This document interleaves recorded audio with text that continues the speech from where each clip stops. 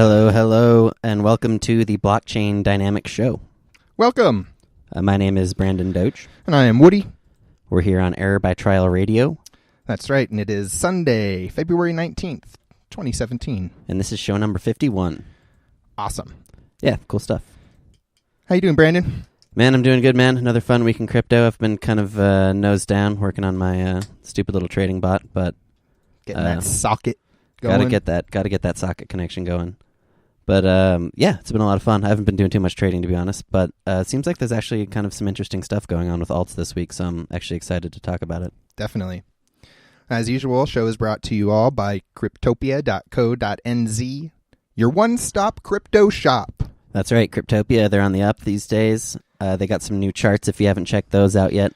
They're more like the Poloniex charts. They actually have one nice thing the Poloniex chart doesn't have, where if you do a really long time frame, it will automatically scale up the candle for you. So, like, I don't know if you've ever done, like, you're set on, like, 5-minute candles on Poloniex, you know?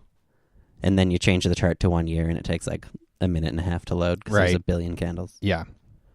So, yeah, they got new charts. They have a ton of features there, honestly, not just the exchange. They have forums and block explorers, all kinds of cool stuff. Yep, and part of the forum is an altcoin section. We have a thread stickied at the top of that. Head on over, leave us a message, get some dots. Yeah, we'll throw you 5,000 dots just for stopping by to say hi. Those dots, of course, are Cryptopia's like native coin.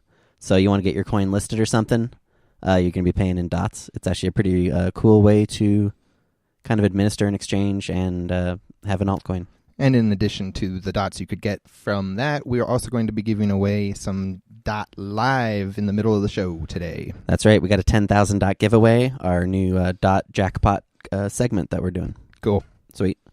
Also want to give a shout out to CryptoBwan from Twitter. That's at Crypt0B1.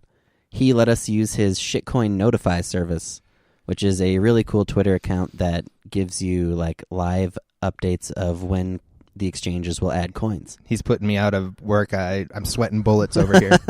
Yeah, Jukla usually Woody usually aggregates that with like just from the exchange Twitters, but they really are understandably sloppy, I guess, sometimes in keeping up with those Twitters.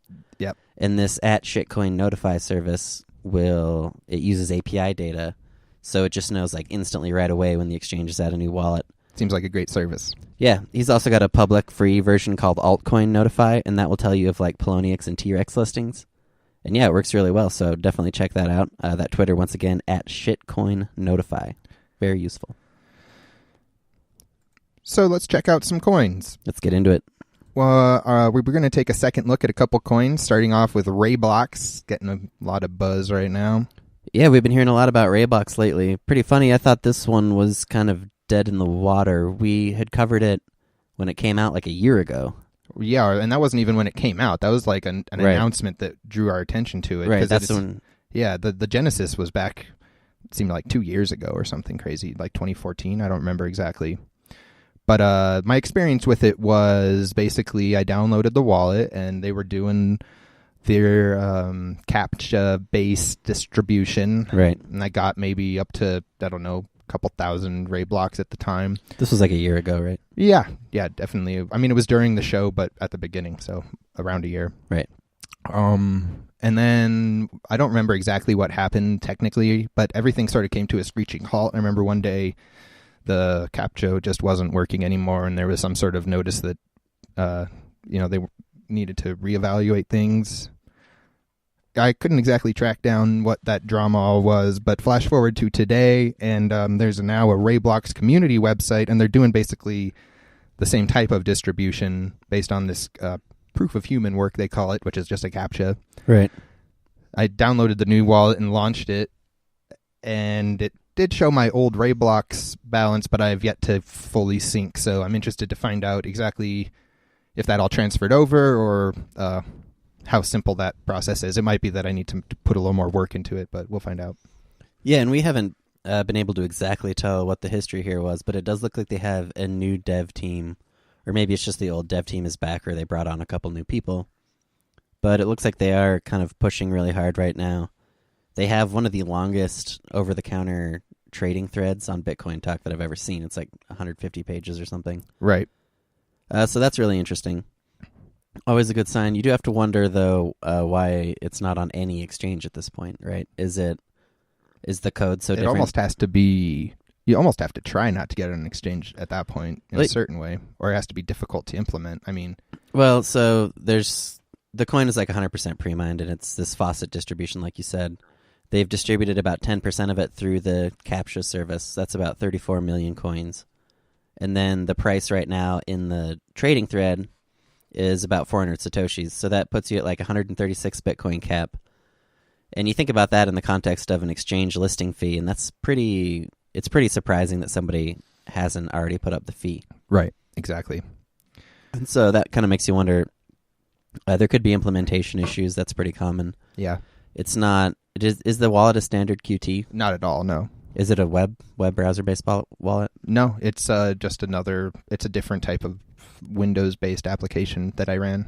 Okay, interesting. Yep. So, yeah, sometimes the reason that you would see a coin like this not be on exchange is because the implementation isn't easy to integrate, or maybe there's security concerns, as we will see later in the show, that's still a real issue for a lot of different coins. Yeah, so what makes RaiBlocks unique beyond our experience with it personally, the first thing that definitely grabbed my attention was their claim of unlimited transactions per second. That sort of sounds like some sort of holy grail, especially around the troubles that Bitcoin has. And then I guess another interesting thing was that I remembered that they used to have this ad blocker part to it when it was originally distributed. Like in addition to the distribution system, there was this element where you were going to pay the person that came out with it in RaiBlocks to use their ad blocker, or perhaps to be exempt from it in different ways or interact with it. Right. Anyways, I didn't see any mention of that at this point either. Interesting. Yeah, it's funny when you said that, the unlimited transactions per second. I have to wonder, there must be like a physical barrier, like... Yeah, right. What's the speed of light limit of transactions per second? Right. Yeah, it would be nicer if they kind of measured it rather than just saying unlimited. Yeah, unlimited. It's still, that's cool. It'd be cool to see, somebody actually test what the limits of a network like this are. Right. But I wish I could find or remember what happened before, because I wonder if it was somebody testing the limits of the system that got it into its situation. That broke it to begin with. Yeah. Yeah, it's a good question. If anybody kind of knows the history of RaiBlocks, hit us up with that information. That'd be fun. Yeah, if nothing else, it's definitely a coin that's kind of on the comeback track right now. They're pushing really hard for getting it listed somewhere, and I think once it does get listed, it'll definitely get some volume. It'll just be a question of that'll be kind of time for the coin to prove itself, I guess. Yeah. Well, and it was unique enough, it was easy enough to download the new wallet. If mine does sync up again, or even if I have to start over, I'm probably going to press that button a few times just because get in on some type of little airdrop. You never know. Yeah, it's a cool way to distribute the coin, just having that CAPTCHA distribution. I remember that's like what initially caught our attention for sure. Right. That is RaiBlocks. Yeah, and kind of along the lines of that airdrop CAPTCHA distribution, our next SecondLook was also an airdrop coin, or as they called it, a reverse ICO, and that is Espers. Yeah, Espers was a really cool coin. This is another one that came out probably about a year ago at this point. Getting there. Came out with a proof of stake, mixed proof of stake, proof of work like we're used to. New algorithm, which we always like to see. Right. And it had a ton of mining early on. It was a really good miner's coin kind of early in its life when it came out. But it was kind of distinguished itself with its huge block reward. I remember a lot of coins. You just got one share of the airdrop. Do you remember how many coins that was? Nah, I wish I knew exactly. But it was kind of my entrance into trading any Litecoin markets. Yep. I just figured I'd play with that airdrop, and so that's been fun for me as a tool to collect a few Litecoin and be part of a market that I wouldn't have thought I would be. Yeah, I kind of have this soft spot for ultra high supply coins. I don't like coins when they have a normally high supply, like in the billions, to where they're kind of on the fence of trading at 1 Satoshi. But this coin has a super, super high supply. So from the start it's never going to be, a 1 Satoshi coin. You're always going to be trading it on the Litecoin market. Yeah. Well, they did have the massive reduction at one point in their... They had a swap already. That's what the swap was. Yeah, early in there. I think one time when Not So Fast was on here, he asked if they would be maybe a potential candidate for a coin that could break out of that like lower than 1 Satoshi range. Well, swapping down your supply is obviously a pretty easy way to start going for that goal, but that's kind of when I became less excited about Espers because, like I said, I really liked the ultra high supply just because at least that way I know it's going to be on the Litoshi market. Right. Now they reduced the supply and it's kind of going to be on the fence potentially of like whether it should be traded on a Bitcoin market. It's just, for some reason, there's probably like more opportunity that way. Like maybe, but although it's like reaching some really the market's doing really well recently because of some wallet news that they came out with and just their continued efforts, I guess. But despite that, it's still well below 1 Satoshi. Is it? What's the Litoshi price? It's at like 200 occasionally. That's got to be pretty close. Is that getting closer? I think so. Yeah. Yeah. Well. What's funny is they've always had a few different markets around that are Espers versus Bitcoin, as things tend to do. Well, where somebody's pecking away on accident at a that's one of the things. Wall forever. So I don't know. Maybe eventually it will. That's one really actually good way if you're like a small miner or something to make money on a coin like Espers, is because you know that the supply is so high that it's not going to be a 1 Satoshi coin. Just being the first person to the exchange can be a huge advantage because you can get that first sell at 1 Satoshi and then people will just pick away at it slowly over time and you kind of get free money that way. Yeah, for sure. I remember the first coin I ever did that with was this really shitty coin called XXL coin that was like on MintPal or something, but it had like a ridiculous supply. It was a 1 Litoshi coin and I had the first ask at 1 Satoshi on some small exchange and I would always just sell like a few a day. It was great. Yep, gotta love those little things going on. So that's kind of where Espers is at. They've got a really dedicated group, and it's going to be interesting to see how they can keep continuing their coin forward. They know a lot about cryptocurrencies, I think, as far as being cryptocurrency enthusiasts, which is kind of a perspective thing. Yeah, they've got all the basic features, It's kind of a classic blockchain 1.0 type coin.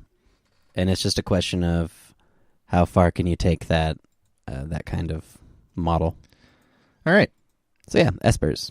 How about some news and stuff? News. We'd love to cover that news. Let's see. Zerocoin broke. Yep, Zerocoin XZC, it's broke.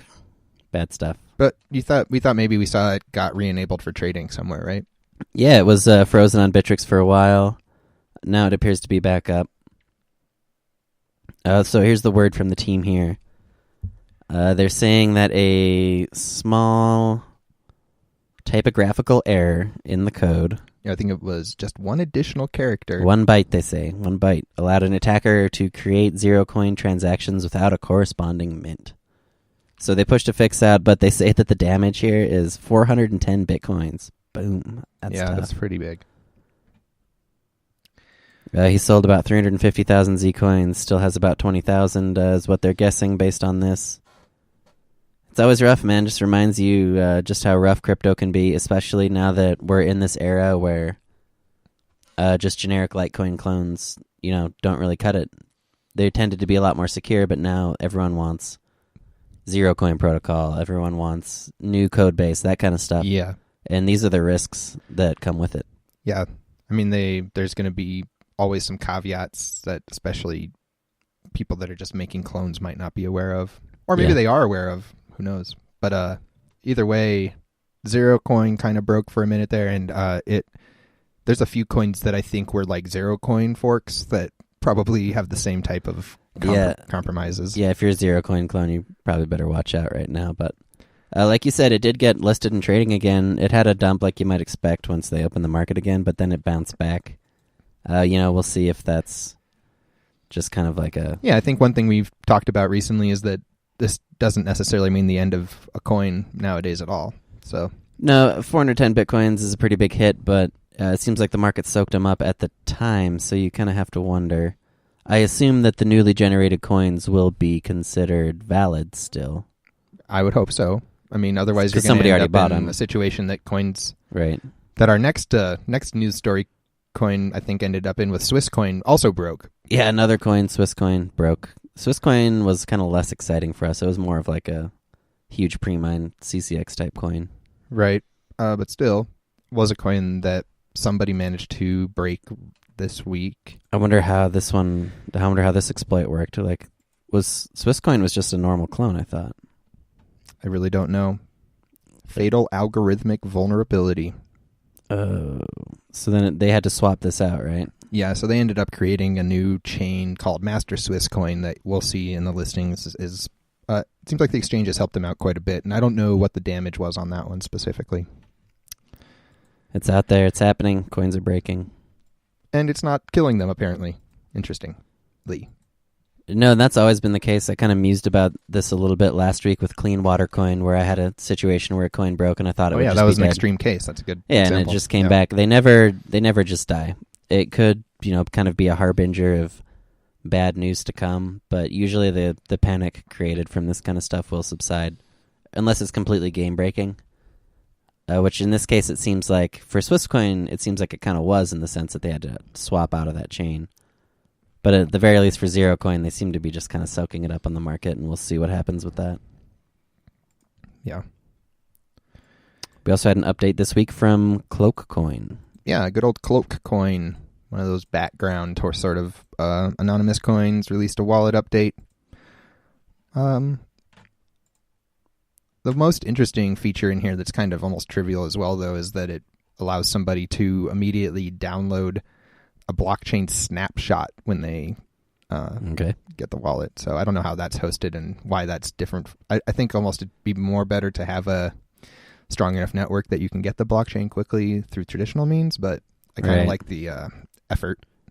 Well, as far as dealing with legacy coins and older chains, that's a reasonable feature to add, but... Yeah, especially for new wallets, because a lot of times there is a large chunk of data you need to download immediately. Right, yep. So facilitating, that's kind of interesting. And then beyond that, there's a lot of just really basic enhancements to the wallet that seem kind of like they need to be there. For example, add copy transaction ID option. I'm pretty sure I've seen that in every wallet ever. Yeah, that's interesting. But cool. Updates. Yeah, it's just cool to see some of these old coins still out there, and Cloakcoin was like a huge 2014 pump coin that kind of disappeared for a while. Alrighty, so that was Cloakcoin. Next we have Cryptsy class action lawsuit. As you may know, there's some very strange legal situation going on around Cryptsy. The founder guy, Big Vern, fled the country, of course. And now his estate is essentially getting sued. So his ex-wife basically had to give up all of everything that she had gotten from the marriage. Oh, boy. To satisfy this class action lawsuit against Cryptsy by all the people who lost coins. Mm-hmm. But the point is that you can now submit your claims essentially to this law firm that's conducting it. Interesting. And if you feel like you lost a lot on Cryptsy, I guess it might be worth it. I thought it would be funny if, like, you had some total shit coin that was on Cryptsy, you could, like, pump it on some other exchange, and then be like, oh, this is how much value in Bitcoin I lost. Yeah. Pump up your claim by Well, the one I lost on there is ripoff coin, so now that I see them coming back, maybe we can raise that ripoff coin price and take Big Vern's wife for all she's worth. We'll take her down. Yep. It's terrible. All right. So I kind of also have to wonder what's the smallest amount that you could claim. Like, I lost like $40 worth of a really generic coin. I have to wonder if I could be like, I lost $40 worth of a coin on Cryptsy. I need to. Well, I think the smaller the claim, the more ridiculous it becomes. People just won't bother. So at some point, it kind of limits itself that way. That's a good point. But there's definitely some people that lost a lot of money and probably are happy to see that progressing. Yep, the Cryptsy class action lawsuit. Get your claims in. Up next in the news is the Cryptopia migration upcoming. Yeah, we got a little bit of fresh news out of Cryptopia. They are upgrading and migrating their servers. They're going to have a little bit of downtime with it, of course. Do you have the time up? Do you know what time it's They don't know yet. Oh, okay. Nope. But the downtime should be no longer than 2 hours, and it's just a nice testament to their growing user base, I guess. They've outgrown their hosting provider. So when we know the time and date, we'll try to let you know, or if not, you'll find out on Cryptopia's Twitter. Yep, that kind of does it for the news this week. A little bit of a quiet week, minus the big Zcoin, Swisscoin fracas. But as always, if there's something that you guys hear is going on, stop by our thread or send us a tweet or something, and we'll cover it. Definitely. So next we're going to get into the markets this week. I love those markets. Really kind of an interesting week for the markets. Bitcoin is still going up. Ethereum also spiking huge this week. All right. We'd seen, like, last week, alts kind of cooled off a bit, you know? It's like we were approaching those all-time highs. Alts cooled off. This week they kind of gained everything back that they had lost and more. So we're kind of back to that new all-time high territory. Very cool. Which is funny because there's a lot of blood in the water. A lot of coins touching new lows, but also like a lot of pumps like offsetting it. So it's kind of hard to characterize this market. It's really like sporadic. Like the spread right now of what the best coins are doing versus what the worst coins are doing is really high. There's not like one overall trend that's easy to pick up, I think. Sure. But looking at the overall numbers, Bitcoin up 4.7% this week to 1055. So that's pretty cool. We got Ethereum up 12% this week at 1275, which is a huge spike for Ethereum this week.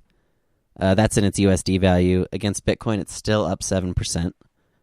And this is kind of where it gets interesting. If you look at the overall top altcoins, overall, we are up versus about 6% versus US dollar and up about 1% versus Bitcoin. The reason this is significant is that every other week we've tracked where Bitcoin has been up, alt markets have been essentially down versus Bitcoin, even if they've been up against US dollar. This week marks the very, very unusual reversal of that, where in spite of Bitcoin going up, alts are still gaining at an overall higher rate. Okay, nice. That's something that in the past has normally, been a good kind of indicator, I guess, for the future. Obviously, nothing is determinative. Anything can happen. But I think it's a good sign. The biggest reason, of course, that this is happening is because of Ethereum. Ethereum is up huge this week. And so anytime you have Ethereum up higher than Bitcoin, you're going to see the altcoin markets getting dragged up. So it's hard to say, I guess, whether we're seeing a potential breakout sign in alts. Nice. Or if it was just kind of an Ethereum-based, like, temporary spike. Right. But I guess that's something we're going to see going on. And there's also another kind of change in pattern that we saw this week. Most of the weeks that we've been tracking, the overall alt markets with and without Ethereum have kind of had the same percentages, which means that alts overall are following the trend of Ethereum. That changed in a big way this week. If you don't include Ethereum, then you have altcoins down 3% this week. So it shows that the markets have diverged from Ethereum a little bit, or at least they are not able to catch up with this huge spike that Ethereum had. Yeah, very interesting. Well, Ethereum's always been the one that seemed to lead the way on this latest year. Right. So, but yeah, we're kind of a little bit different this week, I guess. But when you look at the overall alt caps, overall market caps, like we've been saying, they're still really right on the edge of these all-time highs now. We're at 2.85 billion this week, up about 150 million total, like we said, thanks to Ethereum. Yeah. But we're now, like, the absolute peak was 2.89 billion. And that, like we said, was just a short-term spike before the DAO. And so now we're, like, really are approaching the threshold of those new all-time highs. Honestly, I wouldn't be surprised to see a pretty big cool-off here, but I can't say, obviously. Yeah, it's so hard to predict. So yeah, really cool. Really happy to see the way these alt numbers are coming along. Like, we're just like, we're right on the edge. It's crazy. Yeah, I guess only time will tell like which direction it actually goes. Could hang out within that on the edge area for quite a while, honestly.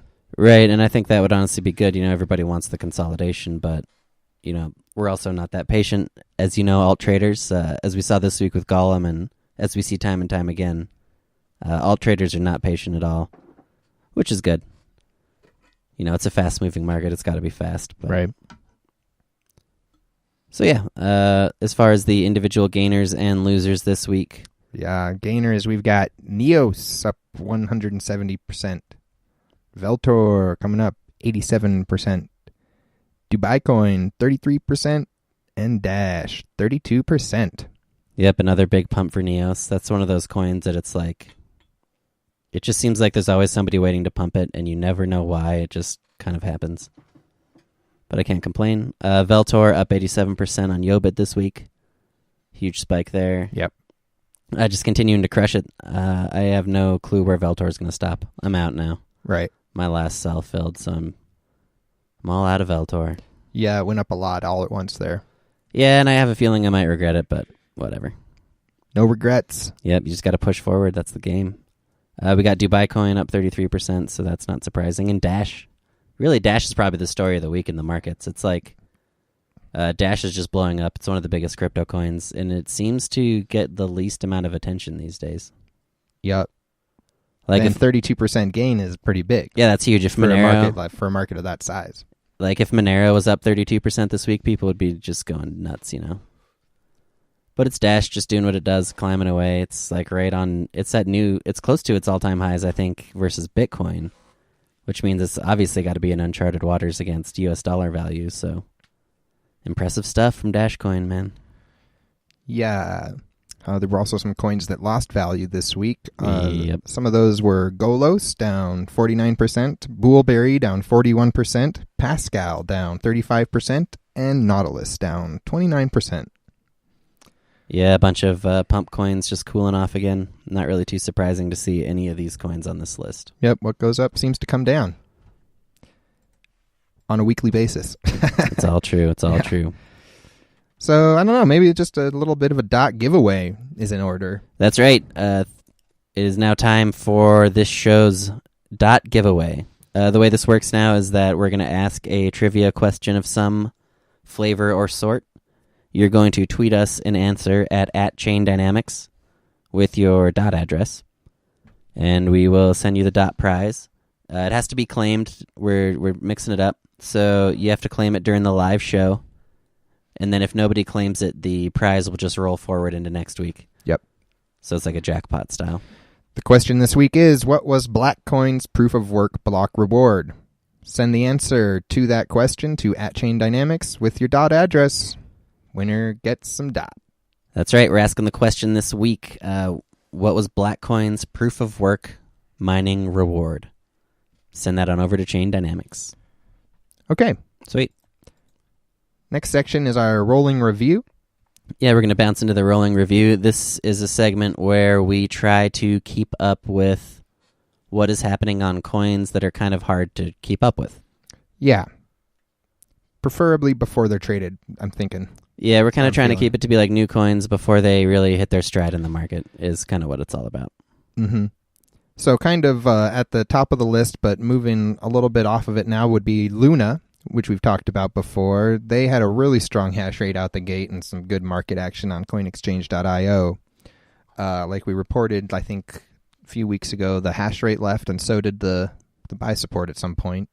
Yeah, it was hard to say what the angle was here. They came out with it's a long proof of work coin. So at first the supply is really constricted, and they came out with a huge price that would have correlated to a really huge, top 5 or at least top 10 market cap by the end of mining. And so you got to wonder, anytime you see something like that, you got to wonder how long they can keep it up. But you also know that they already, they're showing that they have a strong control over the market, so they're showing that they can potentially flex a lot of muscle, at least as far as the price of the coin goes. So it was kind of a fun thing to watch with Luna Coin. Of course, they did dump it probably. The major drop was, I want to say, like 2-3 weeks ago at this point. Kind of had a bit of a small bounce from there, but now it's clearly on a long-term decline trend.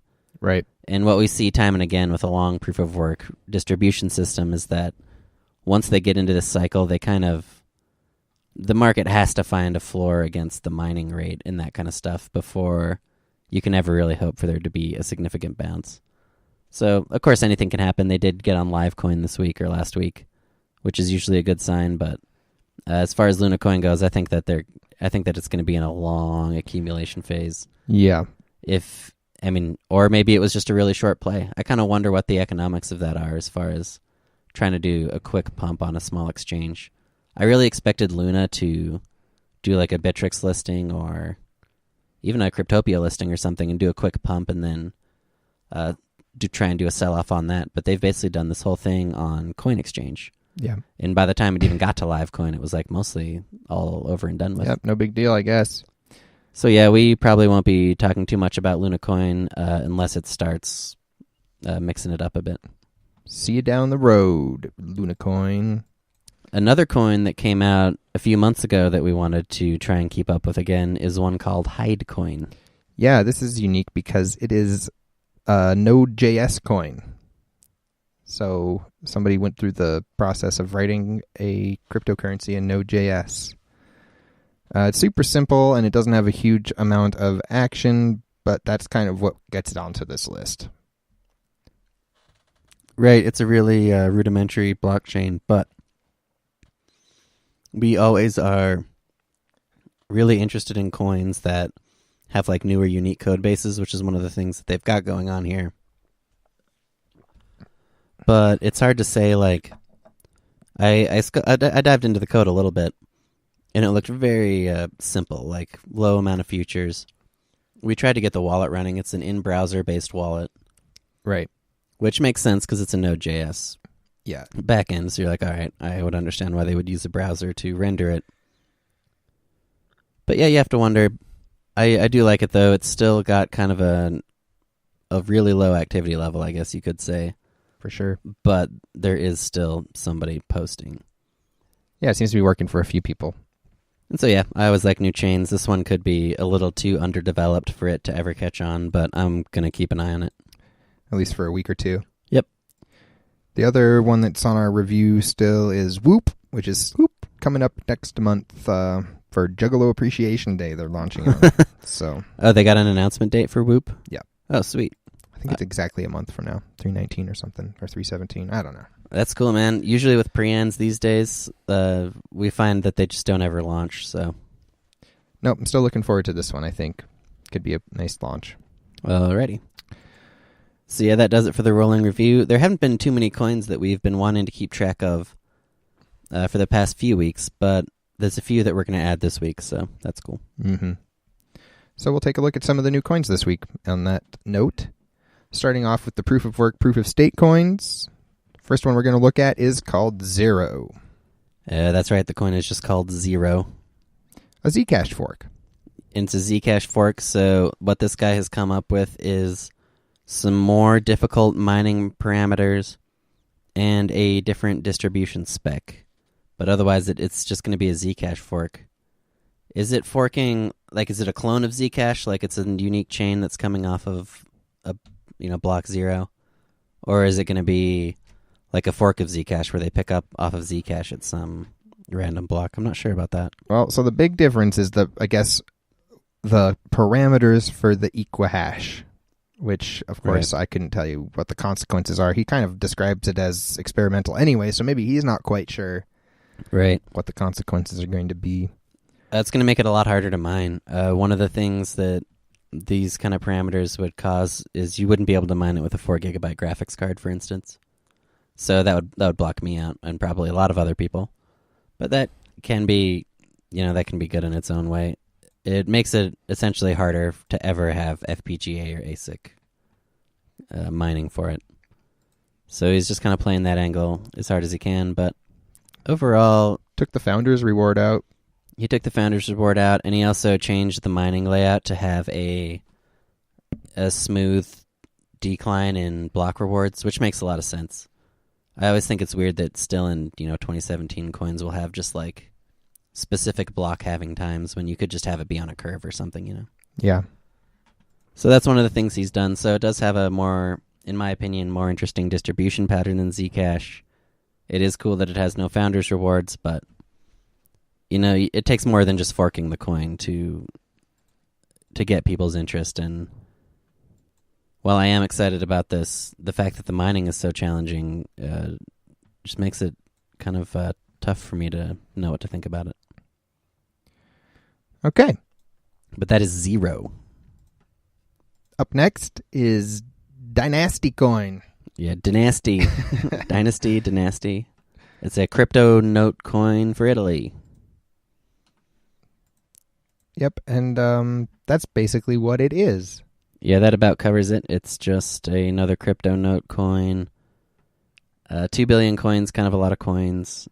As always, you can't really trust what these developers say for what the coin counts are, but they're saying it's 2 billion. Right. And as always with Crypto Night, I don't know how to check the pre-mine, so I don't know if it has a pre-mine or not. They don't mention it, but you never know. Right. The next new coin this week is Alexandrite. And this is just a normal clone, so it's very obvious that it has a huge pre-mine. Right. If it weren't for this pre-mine, this coin would be fine. I'm still now feeling this would be better for a founder's reward. I would much rather pay 4%. They're at 4.9% pre-mine. I would rather do a 4.9% per block reward to this guy than pay him 4.9% straight up. Like, it would be a lot better sign. I just don't for understand. The coin. Well, they kind I of do understand.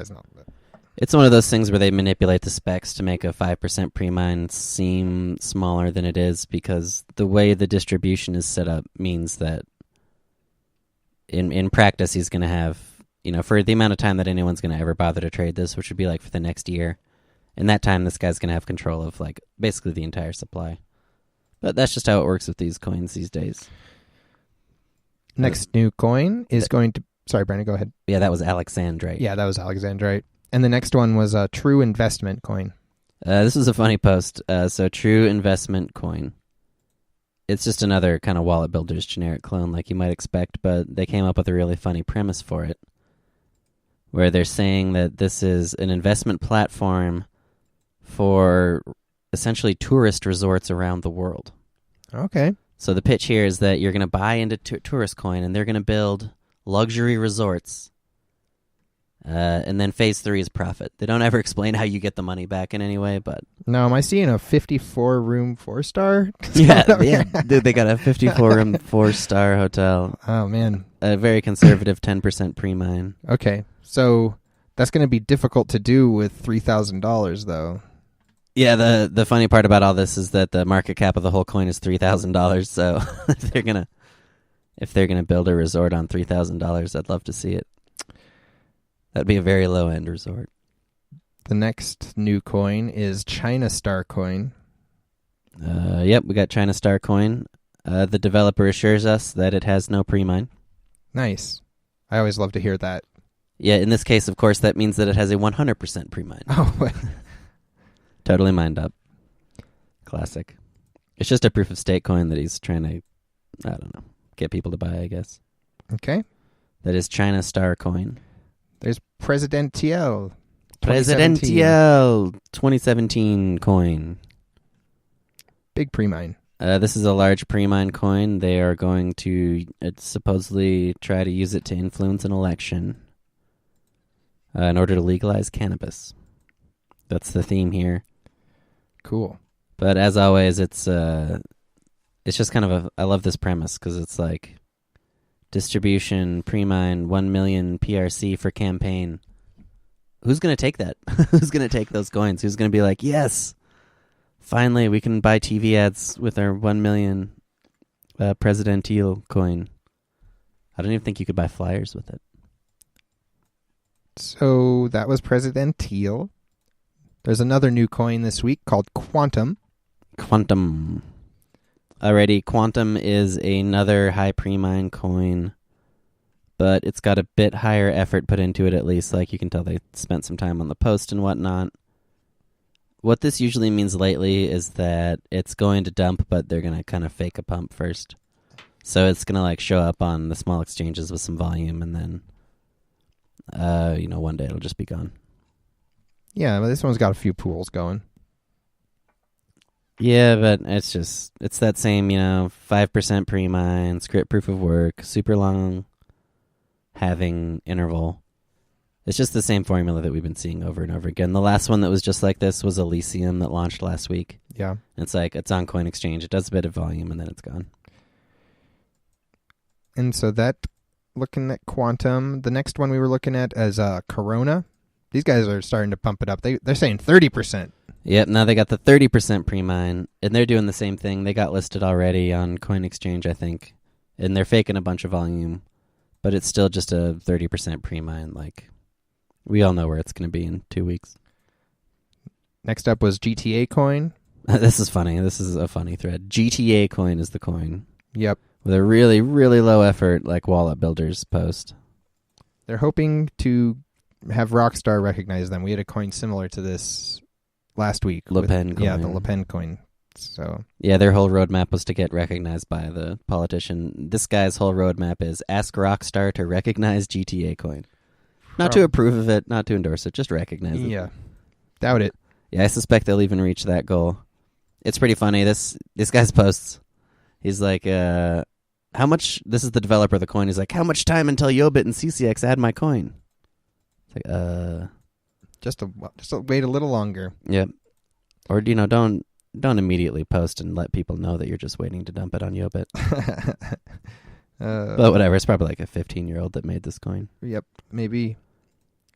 We're also taking a look at Zilbert coin. Zilbert coin. This one is totally mined up as well. Yeah, they posted this one after the proof of work reward was over. It's a kind of a classic stunt. But they went for it. Yep. How about that POS Investment coin? POS Investment coin. This is another coin that just kind of sucks. It's like, it was hard for me to even read this post because you can tell that it's going to suck. But okay. It's got a huge pre-mine. They didn't announce... Oh, there's the pre-mine. It's for a swap, apparently. Oh, this is a swap from S&G coin. I see. I don't know that one. Sorry. Yeah, I'm just not interested in. So, it's not the... Yeah, for a swap, though, probably... I bet some people are stoked on that. I don't know, man. Somebody has to be interested in the first coin for someone to care about the swap. I think the S&G was like a Yobit IPO or something. Another one coming up was Geert Coin, Geert. Geert Coin. This one is in support of it's a Dutch election coin, I guess. Yeah, this one's in support of a Dutch nationalist politician. So apparently now that Trump is president, like every far-right politician is going to get their own coin. So that's happening. That said, this coin does not have a pre-mine, which is nice. And actually is unusual for these kind of themes of coins. So that could be a good sign. They got the supernova pool. Yeah. I'm not sure. What's the algo on this one? Just a script algorithm. I kind of have to wonder. So one thing that kind of an immediate red flag on this is it's a script proof of work, but it has halving in 24,000 blocks, which is, it's relatively fast. If it was a mixed proof of work, proof of stake, then I'd be like, all right, whatever. But if your halving is going to be every 24,000 blocks, that means it will not be very long until you're just running on transaction fees, which usually means your coin is toast. Yeah, at least in the long run. But you could always switch to like proof of stake or something. Yeah, but I also said the same thing about Trump coin, so we all saw how that turned out. Did they swap Trump coin? I don't remember. I don't remember either. There was something that happened at the beginning, though. At any rate, it's out there. It's got the supernova pool. I wonder what the hash is like on it. I haven't checked the difficulty on it yet. There was another proof of work coin that didn't have a pre-mine that came out called Pink Dog Coin. Pink Dog Coin. This one seemed to suck all the air out of the room this week. A lot of people pretty excited about it. Yeah, they big reward, big block rewards, and a lot of the classic signs here, I guess. Yeah, well, this is one of those coins. If I had seen it, I wasn't paying attention to launches very much this week during the week. But I look at it now and I'm like, yeah, hell yes, this would have been a good coin to mine. It's an SHA medium length proof of work, which means that if you can be the first guy in the pool, you're probably going to get a nice fat insta mine, which is great. It's got, looks like the supply is going to be about 180 million over the entire proof of work. In the near term, the supply is probably going to be like, the first reward halving's at 25,000. So you're going to have 25 million coins by then. The next block reward halving's at block 100,000. By then you'll have about 40 million coins. So for most of the life of the coin, it's going to be probably 50 to 100 million. Or at least when it's going to be kind of, probably at its most active on the market at least. So that's a kind of one thing I'm watching. Like I said, I would have loved to have mined this had I gotten in early, but it does have a really They say they're using DigiShield for the difficulty adjustment, but it's had a very sporadic difficulty, which means either somebody's just diffjacking it, like they're messing with they're slamming on tons of hash power when it's at the low difficulty, and then when it hits the high difficulty, it'll take a really long time for people to find blocks because nobody's mining at that point. And then that causes the difficulty to plummet, and they can keep doing that again to kind of mess with the average. So it seems like there's a lot of that going on, which is fine. Right. But it also means that, like, I calculated out to mine it, and you need right now, with the current coin exchange price, which there's not a lot of buy support or volume at this point, but you're going to need to mine it about 8 million difficulty or lower to make a profit. And so it seems like in the low swings, it's at like 2 to 4 million difficulty, and then it'll spike to like 20 or 30 million. So if you do have a bot that can kind of mess with that kind of stuff, it would be easy to mine. But to mine it manually right now would probably be a lot of work. Yeah.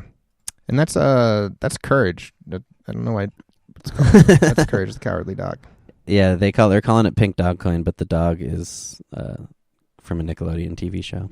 All right, so not the worst one this week by a long shot. No, man, I'm interested in this. This is, like I said, this is the kind of coin that I would be interested in mining, and I'm still going to keep an eye on it to see if there still are some chances. Final proof of work, proof of stake coin this week was GirlsTokenCoin.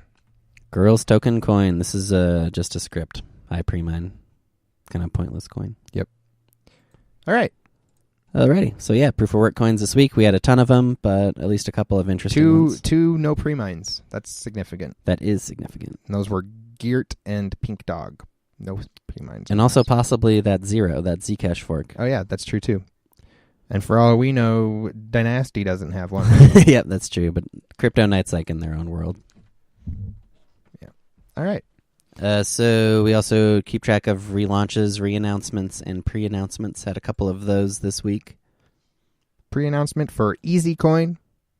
Yep, this is a really lazy post. So if it's a really lazy post for a pre-announcement, that means it'll probably never get released. But maybe. It also says the difficulty retargeting interval is 1 year. So I would love to see how that works. Think that means it's going to be really easy to mine for the first year. Yeah, that means it would be like 100,000 blocks a day for a year. So it would be. I'd like to see it. Oracle coin. The only thing people are talking about is the trademark implications of the name in that thread. They literally don't care about anything else right now. This is really funny because it's like some days the crypto community will just randomly decide to care about something.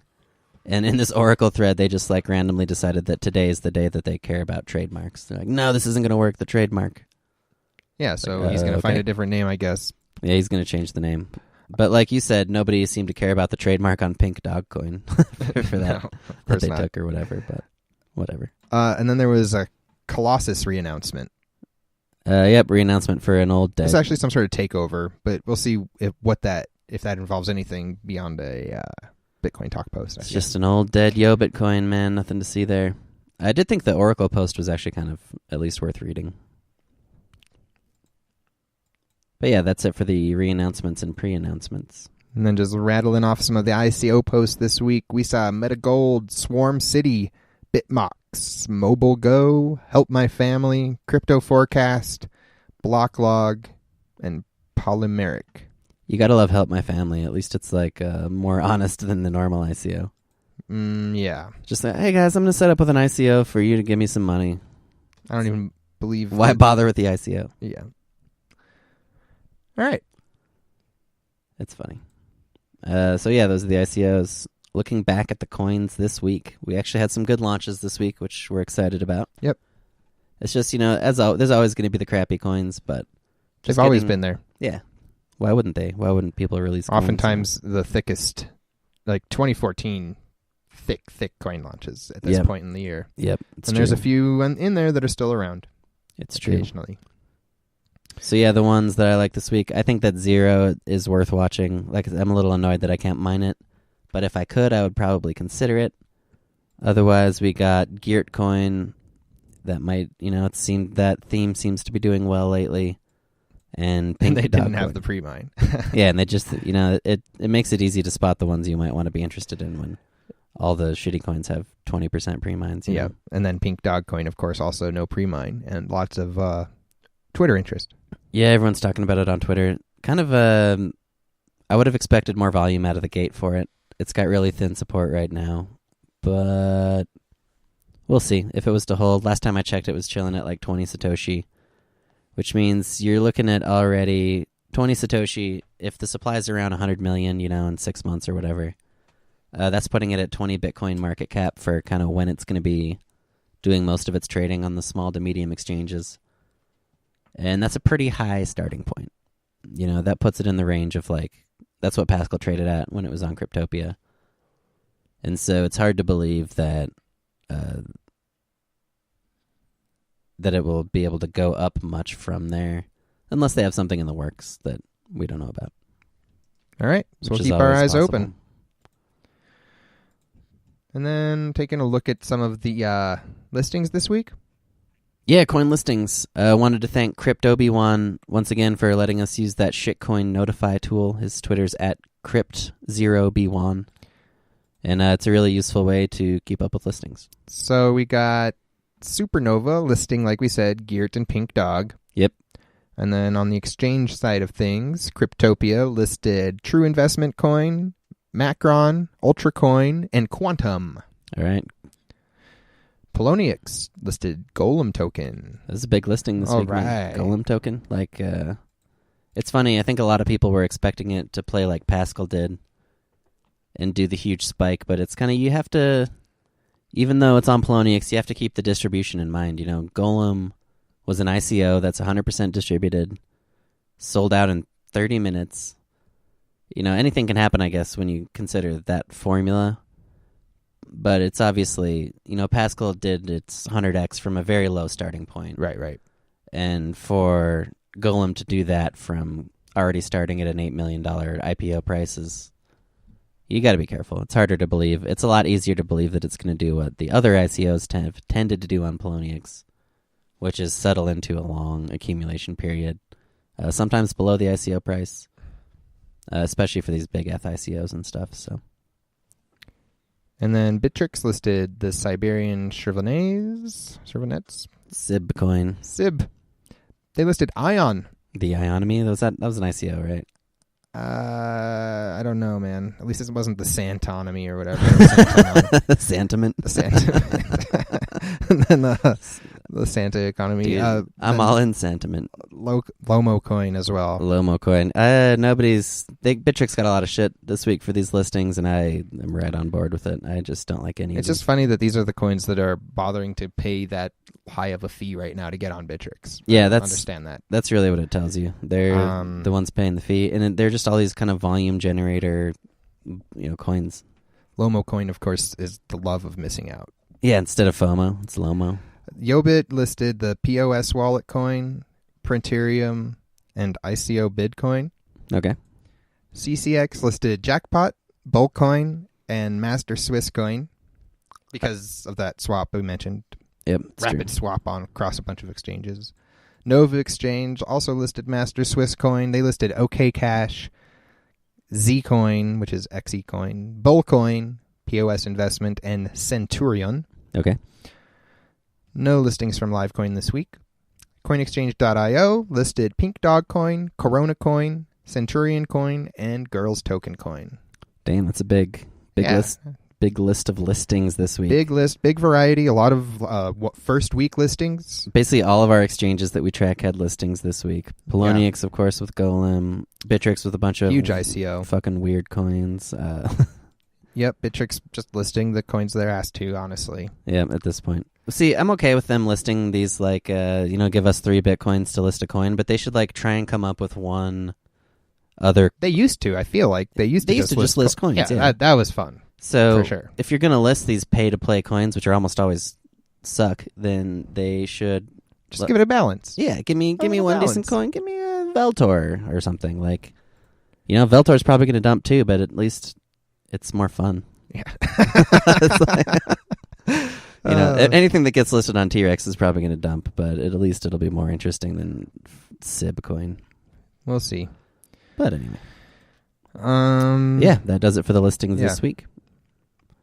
And our last segment, as always, is going to be them coin birthdays. Hooray! Love those birthdays. We got a 1 year, a 2 year, and a 3 year. Yeah, we got a nice mix this week for you. First year birthday, Aquarius Coin. Aquarius Coin. I don't remember this having launched. All right. Well, it launched on February 19th, 2016. And we must have covered it. It's funny how that works. It was launched by StaySecure, who is the same dev as LanaCoin, and I know there's another one out there. NevaCoin? Yeah, Neva. Oh, Lana, my God. And Aquarius. I got to buy this shit. Where's the... No. And Bye. No, and he's at least somebody who has a certain approach to coins, let's say. I'm an ultra small cap guy, and that's kind of ultra small cap. That's the game right there, so I like that. So shout out to StaySecure and Aquarius Coin. Happy first birthday. How did I miss out on it? 2-year birthday to Wild Beast Blockchain. WBB. That was February 16th, 2015. That's another coin that I failed to get in on. Yeah, easy one to not get in on, and I don't think that it was expected to do this well, like, perception-wise. It reminded me of, I think that was around BitBeans as well. Yeah, totally. Which was one Tron. where BitBeans, I was like, oh man, are you kidding me? I missed that. Like, I did not see that coming. Yeah, I was only mining coins that were... Good old SHA 256 coin. Yeah, exactly. Straight to Cryptsy. The end of Cryptsy, for sure. So yeah, WBB, one of the most future-packed script coins that is out there. Yep. Happy birthday. 2 year there. We got a 3-year birthday now for DNotes. DNotes. Is this still on Poloniex? It was on Poloniex. Yeah, I think it's under there under Note still. Yeah, let me check. Damn. Let me just double check. My memory of DNotes is that I was like mining everything that launched when it came out in 2014. And I definitely mined some DNotes. And then I left them on the pool. And by the time it ever got listed, the pool was like gone. Long gone. Yep, so DNotes still on Poloniex. Really? And that's a 2014 coin. That's the end of my DNotes. What a world. Happy birthday. That's Yeah. pretty cool. That's a long time, and being on Poloniex always has its advantages. Apparently they didn't get axed in the last round. Yeah, they survived. They're Survivor coin at this point, so kudos to them. Maybe they'll get a Beyonce chain retweet soon. What is that thing? Beyonce chain? I'm not familiar. Somebody must know out there. It's bizarre. Okay. Alrighty, here we go. That's it for the birthdays. Boom. I think that is basically going to wrap it up here for show number 51. Just another fantastic week in crypto. Yeah, I loved it. Can't wait to see what happens next. You know, I feel like eyes are still kind of on that Bitcoin price in regards to a lot of people's expectations on alts. Yeah, people are scared. So it's funny. We saw all the emotions again this week. There was at the beginning of the week, pretty much everything crashed a little bit. And there was kind of the desperation of like, shit, everything's, it's all over. The pump's over. It's done. Then it spiked back up based on Ethereum. Ethereum pumps up 20%. Everyone's like, the sentiment completely reverses. It's the beginning, the start of a new era. And then it cooled off again from that. And so now we're kind of back in that middle ground of like, oh, shit. Yep. Yeah, I mean, I just don't know. For a lot of people, they really want to try to maximize their positions. Yeah, you always have to buy at the very bottom and sell at the very top, right? And so, we see a lot of people trying to manipulate that sort of level based on the Bitcoin price, and I don't mess with that too much, but it does seem to have an overall effect on alts from what we've measured, and whether or not from here Bitcoin goes rapidly up or down could have a pretty big short-term impact on alts if we see a week like that. Yeah, there's been a lot of stuff like that tends to have a big effect. There's been a lot of like news items that roil the markets. You had an Ethereum pump to roil the market. You had a Poloniex listing that shook up the market a little bit too. Yeah. So there's just kind of been a little bit of everything this week. All right. So that was episode 51, brought to you by Cryptopia.co.nz. Check them out. Your one-stop crypto shop. Yeah, as always, don't forget about Cryptopia. Stop by our thread there. Did anyone claim the prize yet? Let me double check. I don't think so. We might be rolling it over. I'll just double check my Twitter real quick. Nope. Roll it over. Alrighty. So yeah, the way this works, the 10,000 dot prize will roll over to next week. It'll be a 20,000 dot prize. And a harder question. All right. Thanks everyone for listening. This has been show number 51. That theme song, of course, is by Grammatic. The remix is Symbiotic. It's true. Bye-bye. See you next week with heavier bags. Peace.